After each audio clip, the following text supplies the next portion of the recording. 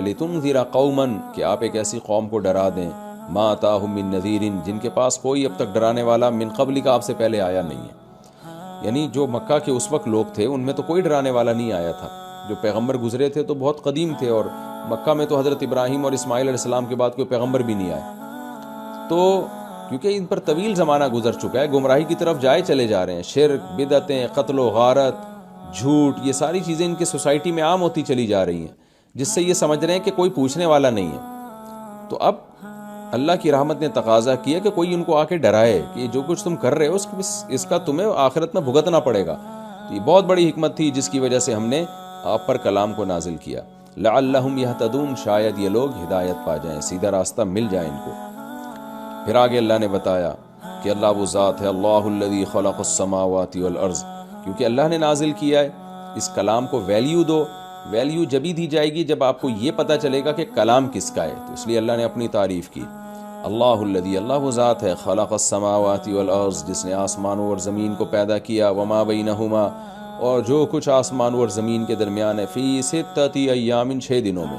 اس کی تفصیل میں کئی بار بیان کر چکا ہوں، لہذا میں اس کو ریپیٹ نہیں کروں گا کہ 6 دنوں کا کیا مطلب ہے.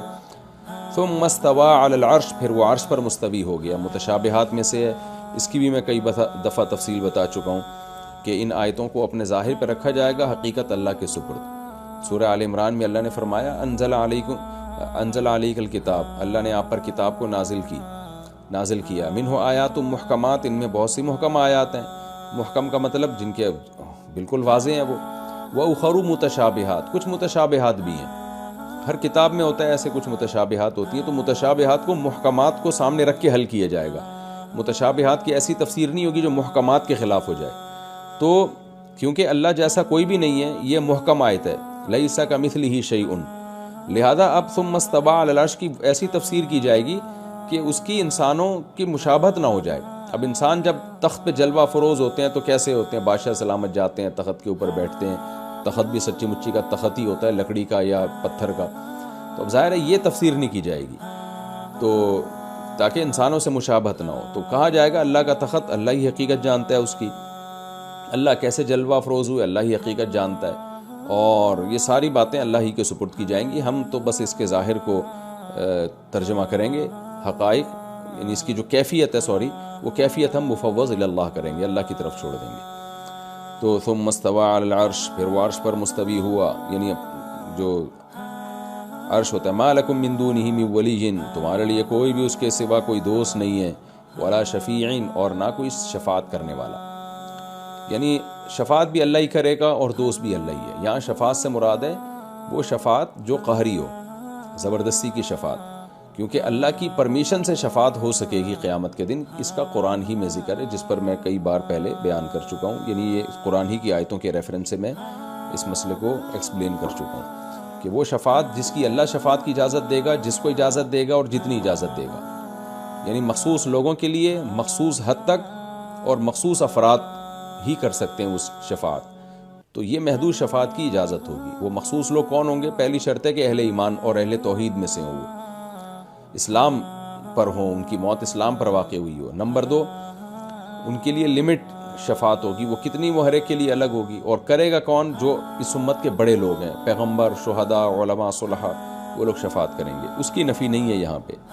افلا تتذکرون، تو کیا تم نصیحت حاصل کیوں نہیں کرتے؟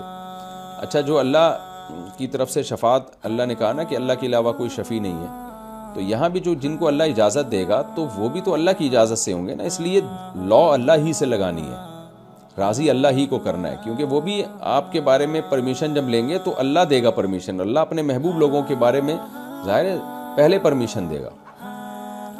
یدبر الامر من السماء الى الارض، واللہ وہ ذات ہے جو آسمان سے زمین کی طرف چیزوں کی تدبیریں کرتا ہے. آسمان سے زمین کی طرف، کیونکہ اللہ نے اپنے بارے میں بتایا میں عرش پر ہوں، تو وہاں تدبیریں کرتا ہے وہ. پھر بار بار میں بتاؤں کہ کما هو لائق بشانی، اس کی حقیقت میں ہو، اس کی کیفیات میں جانے کی اجازت نہیں ہے، زیادہ اس میں گھسنے کی ہمیں اجازت نہیں ہے. یہ حقائق ان کی اللہ ہی جانتا ہے. تو اس لیے فرمایا ہم بس اتنا کہ وہ تدبیریں کرتا ہے زمین کی طرف. ثم یعرج الیہ، پھر یہ سارے اعمال اسی کی طرف لوٹ کر جائیں گے. یعنی حساب و کتاب کے لیے جو جائیں گے نا لوٹ کر، کہ اس وقت تو تدبیریں ہو رہی ہیں، کس کو موت دینی ہے، کس کو زندگی دینی ہے، کس کے رزق بڑھانا ہے، کس کا رزق کم کرنا ہے.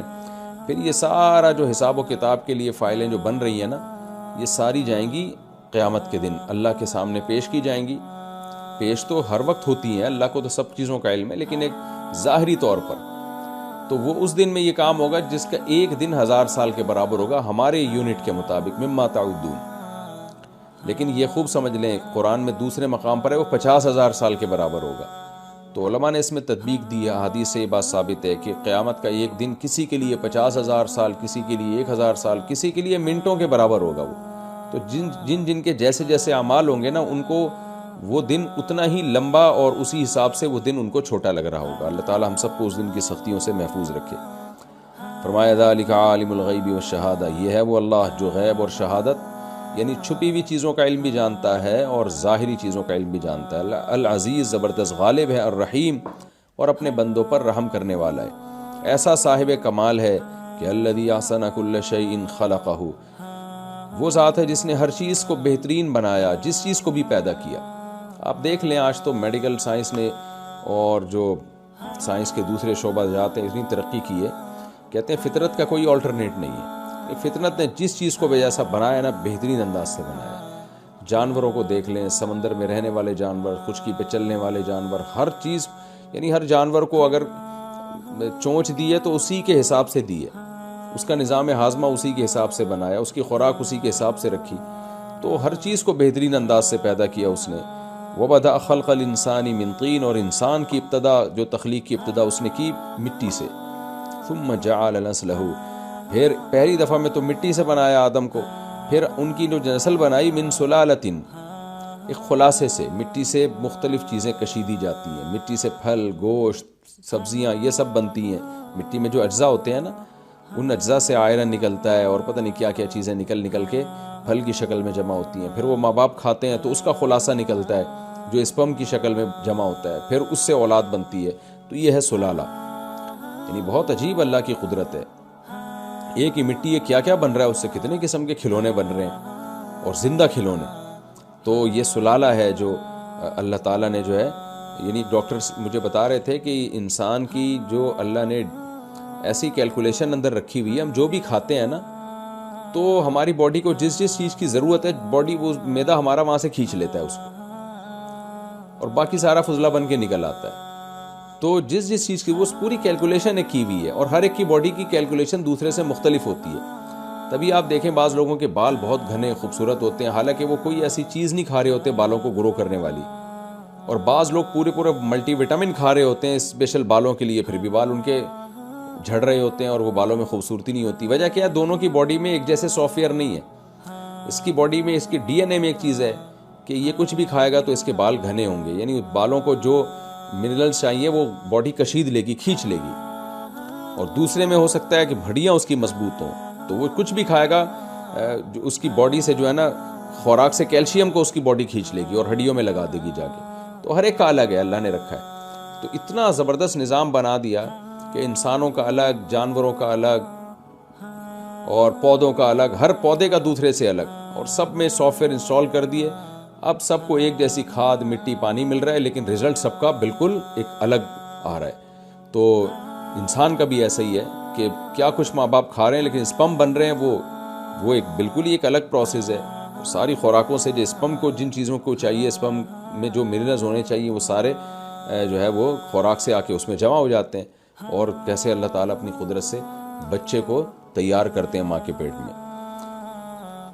فرمایا ثم سواہ، پھر اللہ نے اس کو برابر اس پانی سے، گھٹیا پانی سے، یعنی گھٹیا کا مطلب جس کو عرف میں برا سمجھا جاتا ہے، گھٹیا سمجھا جاتا ہے، گھن آتی ہے انسان کو اس سے، ماء مہین کا یہ مطلب ہے. ثم سواہ، پھر اس سے انسان کی کو تسویہ کیا.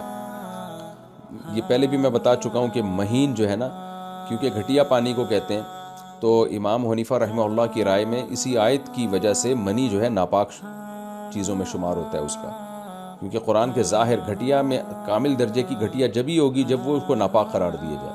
اور وہ جو کہتے ہیں حدیث میں آتا ہے کہ حضرت کنت افرق المنی من ثوب رسول اللہ، حضرت عائشہ فرماتی میں نبی کے کپڑوں سے منی کو کھرچا کرتی تھی.